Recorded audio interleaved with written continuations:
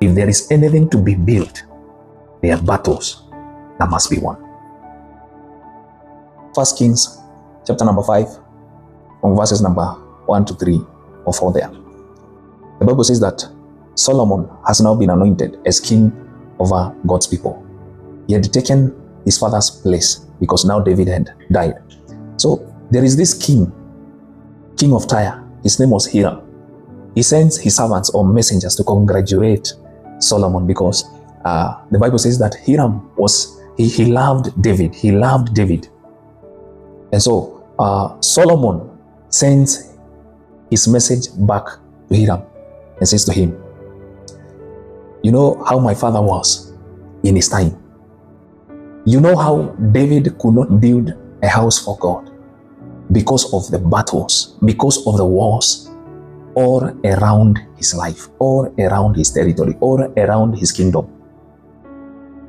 And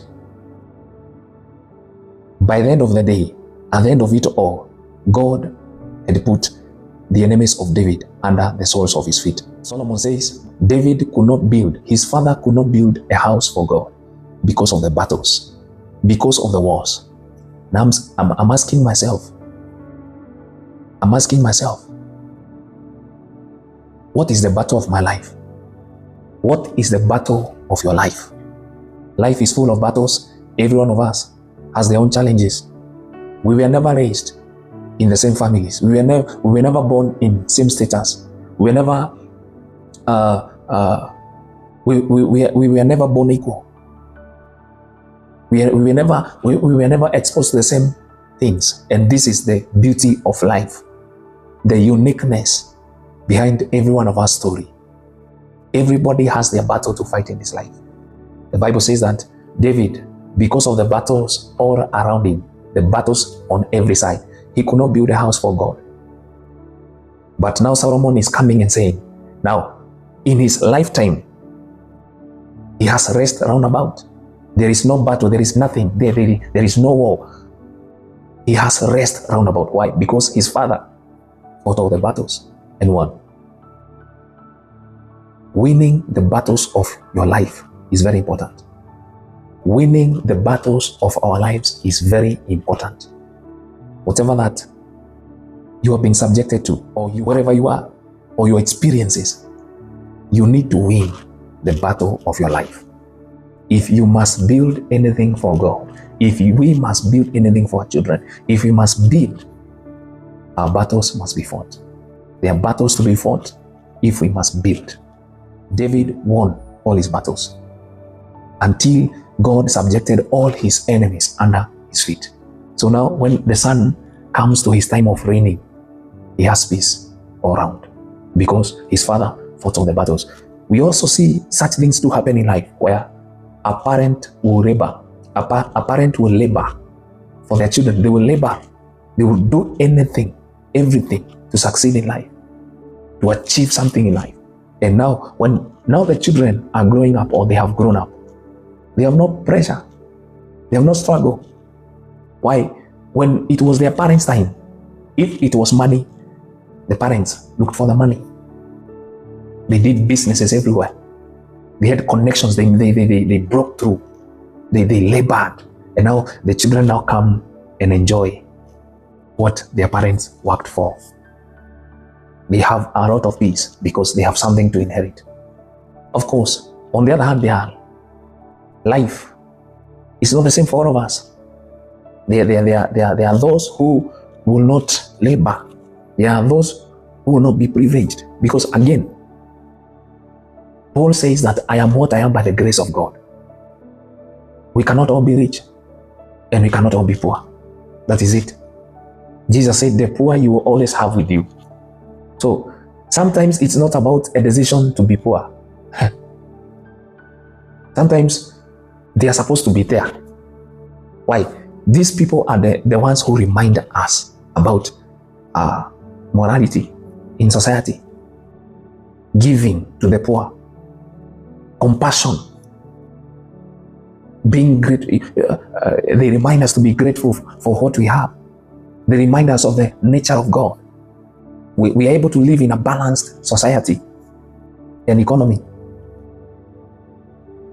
As a matter of fact, the statistics shows that they are the kind of people, the rich are not the ones who sustain the economy. They are the people who are down there. They are people who are down there. Anyway, what am I saying? The Bible says that David was surrounded by battles. David was surrounded by war. David was surrounded by war. That's why he could not build a house for God. That's why he could not build. And sometimes the reason why we are not able to build is because there are battles we must fight. There are battles we must handle. There are things that we should challenge. Our families are not the same. Our territories are not the same. Our businesses are not the same. Our status are not the same. We are not equal. There are levels. There are levels. And in each and every level, there are battles to be fought. There are battles we must win. So, for example, if you look at if a family has a history of succeeding in academia or in academic world, you find that it started somewhere. The grace of God upon that family helps them to labor in such a manner. There are also families where you find that they have grace in leadership. Everybody is gifted in leadership. They don't struggle for it. There are battles we must fight if we must build. I've come to encourage you that keep fighting. Keep fighting the battles of your life. Keep fighting the battles of your destiny. Win the battles of your life. Please win the battles of your life. Please win the battles in your life. You must win the battles in your life. God will never give you more than you can handle. God will never give us more than we can handle. So if there is any battle that has come at our gate, we're able to handle it. We're able to handle that family crisis. We're able to handle that issue. If it is an issue of poverty in your family or in our families, we're able to handle it. We're able to fight the battle and break the bondage. We're able to challenge the challenges in our history, in our communities, in our area, in our field. We're able to challenge the challenges, fight the battles, and win. By the end of the day, tell yourself that I must build something. I must build something for my generation. I must build something for my children. I must build something for my community. I must build something. We call it legacy. We call it legacy. Unfortunately, legacies also fade. They fade away. They fade away. So David wanted to build something for God. Something that will make an impact in eternity. It's not just in the mortal world, but in the immortal world, in immortality. He wanted to build something for God. Child of God, you and me must work harder than we are working to build something for God. Not just for ourselves, not just for our children, but build something for God. We must work harder to build something, not just for ourselves, not just for our children, but also for God. David wanted to build a house for God, but he could not because he was surrounded by battle on every side. He was surrounded by battle on every side. So if you're not able to build, it's because you have to fight. In the book of Nehemiah, the Bible says that it came to a point because of the opposition, because of the resistance, because of the frustrations.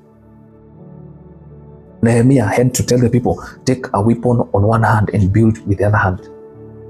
You need to fight on this hand, fight on this side, and build on this side.